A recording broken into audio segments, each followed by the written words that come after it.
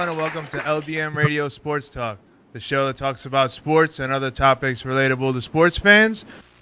This week is co-host Scott Blanda. Good afternoon, Franz. How are you? Feeling good, feeling good. Scott's coming out of New Jersey, and I am here in the rosy part of the Bronx, New York. There was the Olympic Games. Of course, it was supposed to happen last year, 2020, but thanks to COVID, it was pushed back a year. So we're going to talk about the 2021 Olympic Games. So we're going to start with saying that the U.S. won the highest medal count. They had the most gold medals.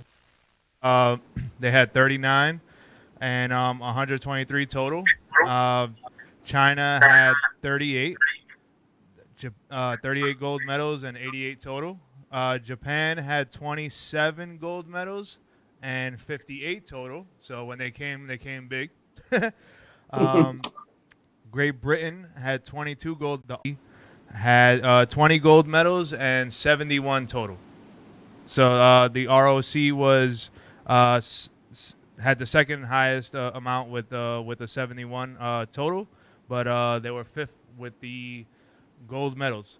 All right, so Scott, what thoughts do you have of the Olympics overall? What was your take on it? What do you got?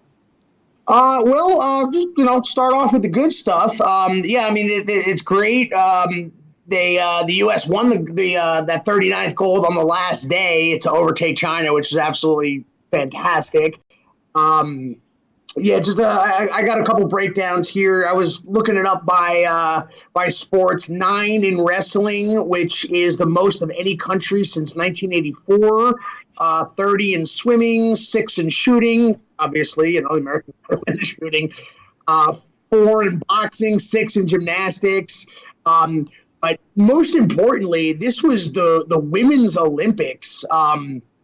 66 out of the 113 total U.S. medals, that's 58% were women, and 23 of the 39 golds, 59%. And the U.S. sent 329 women, which is the most ever.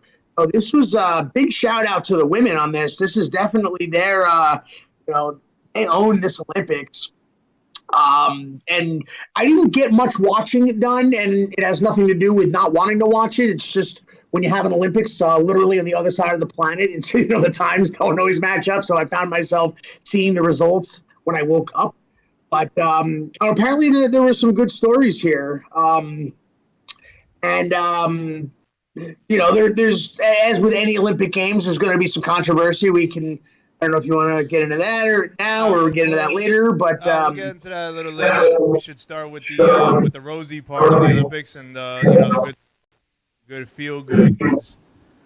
What I'll start off with is the men's basketball, which coming into the Olympics, it was a great thought that the world is catching up to the NBA basketball. We had the 1992 Dream Team, which not only was fantastic for the U.S. because they had, it was stacked with the legends and future Hall of Famers, and I mean, you name it. The biggest legends were on that team for the most part, and not only did that help the U.S., but it also helped the rest of the world and how legendary it was for that unit to be together. And over the years, we've seen in other countries, Slovakia this year, Spain, and so many other closed the gap between the talent in what was just in the American NBA and then the rest of the world. So it came down to the U.S. games, and they ended up losing, which was not a single elimination game, luckily for them. But he thought that they'd be like 2004 when they just came home with the bronze medal. The last time that they haven't won any gold. They had to Brandon Beal and Kevin Love, Kevin McGee and Keldon Johnson, NBA finals, which was Drew Holiday, Chris Middleton, and Devin Booker. So on top, bigger players that didn't want to go because so close after the season, and then this is in this off season where they're gonna start on time, where this one started late because of COVID, and a lot of different NBA fused Olympic team had to deal with, but they ended up coming out with the gold. They won 4 straight, and I wouldn't say they won in the same dominating fashion that the 1992 team won in. There were a lot of close games. There were a lot of times that they were down in the first half and then had to make miraculous runs in the middle of the game toward the second half in order to win, but they ended up coming out with the gold. Thoughts on that? Yeah,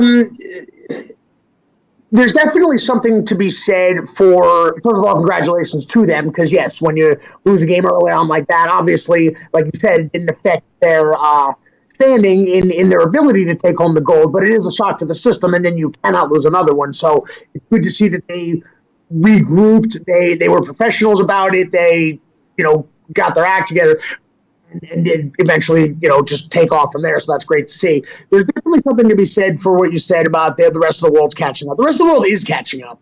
You've got more international players in the NBA than ever before, and that number is just only going to continue to go up.